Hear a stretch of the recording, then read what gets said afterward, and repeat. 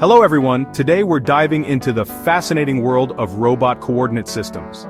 This is a fundamental concept in robotics that defines how robots understand and navigate their environment. Understanding coordinate systems is crucial for programming robot movements and ensuring precision in industrial automation. Let's unlock these secrets and get started.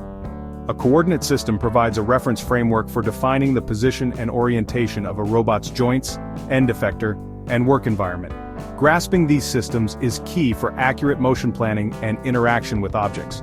We'll look at the main types: Cartesian, joint, world, tool, and base coordinate systems. Each has a specific role in defining robotic movement.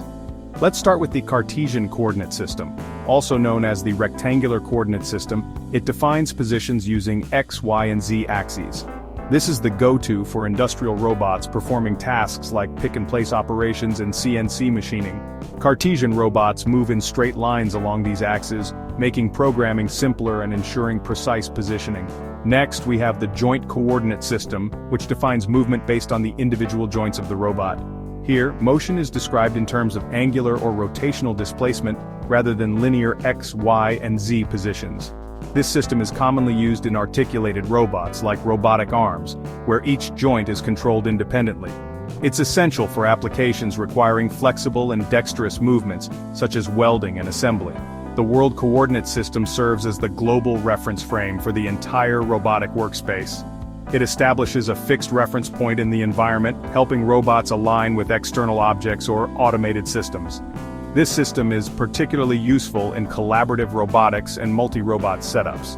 Then we have the Tool Coordinate System, also known as the End Effector Coordinate System. This one defines movement relative to the tool or gripper attached to the robot's arm. It ensures that tasks like drilling, welding, and material handling are performed with high accuracy. For instance, if a robotic arm is holding a welding torch, movements are calculated based on the torch's orientation. Finally, the Base Coordinate System defines the reference frame relative to the robot's mounting position. This is especially useful for mobile robots and robotic arms installed on different workstations. The Base Coordinate System helps in recalibrating movements when robots are repositioned within a workspace.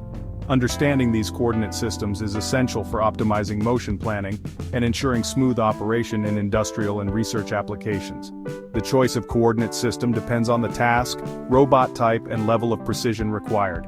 By mastering these concepts, engineers and programmers can design more efficient robotic automation solutions.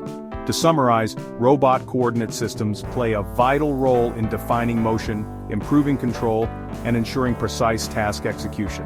Whether it's Cartesian, joint, world, tool, or base coordinate systems, each offers a unique way of interpreting and controlling robotic movement. I hope this session has provided you with a clear understanding of robot coordinate systems. Thank you for watching. If you found this lecture insightful, don't forget to like, share, and subscribe for more educational content. See you in the next session.